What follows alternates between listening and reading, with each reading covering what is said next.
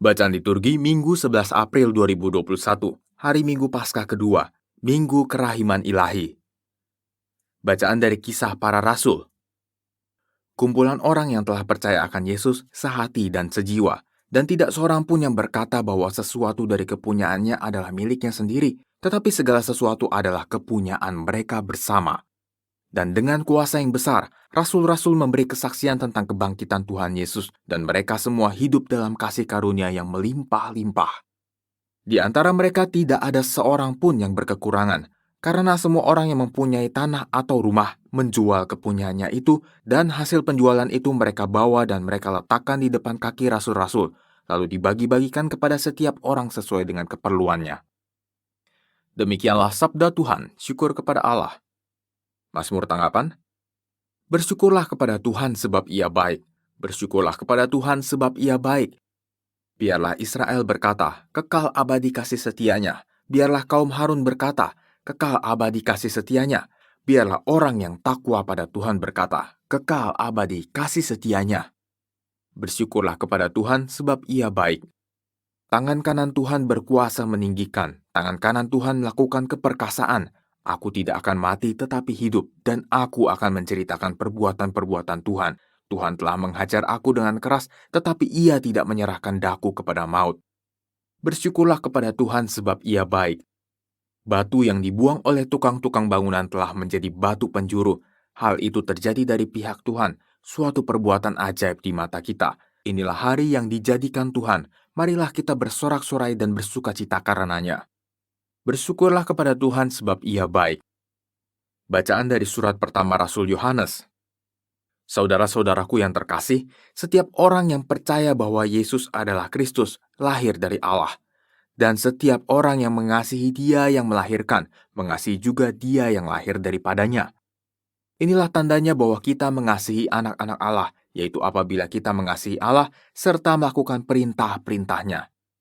Sebab inilah kasih kepada Allah, yaitu bahwa kita menuruti perintah-perintahnya. Dan perintah-perintahnya itu tidak berat, sebab semua yang lahir dari Allah mengalahkan dunia.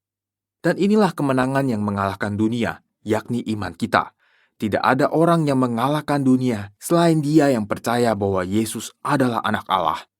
Dia inilah yang telah datang dengan air dan darah, yaitu Yesus Kristus, bukan saja dengan air tetapi dengan air dan dengan darah. Dan rohlah yang memberi kesaksian, karena roh adalah kebenaran.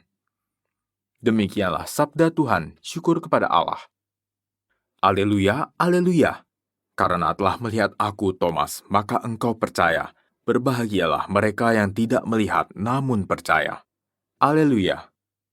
Inilah Injil Yesus Kristus menurut Yohanes, dimuliakanlah Tuhan. Setelah Yesus wafat di salib, pada malam pertama sesudah Sabat, berkumpullah murid-murid Yesus di suatu tempat dengan pintu-pintu yang terkunci karena mereka takut kepada orang-orang Yahudi. Pada waktu itu datanglah Yesus berdiri di tengah-tengah mereka dan berkata, "Damai sejahtera bagi kamu."